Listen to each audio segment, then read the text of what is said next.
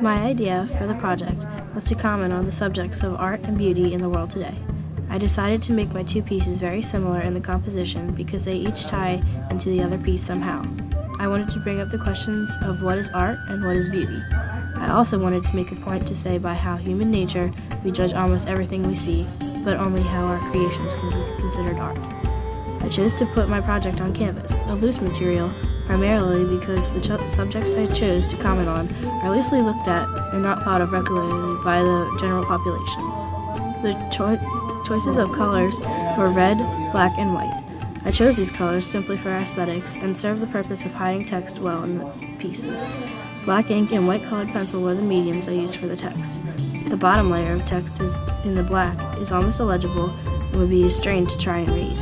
The top layer of text is just a few words repeated, covering the entire piece.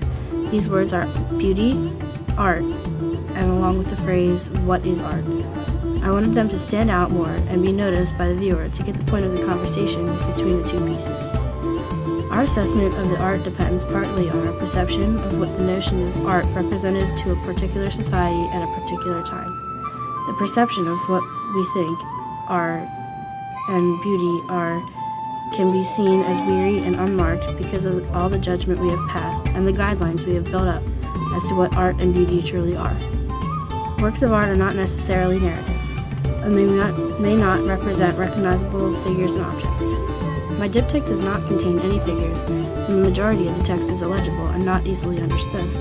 I did this on purpose so that people would have to come close to the paintings and get an idea of what they are all about. I wanted people's wheels turning, so to speak, about the two subjects and try hard to see what the text really says and what the real meaning of the project is.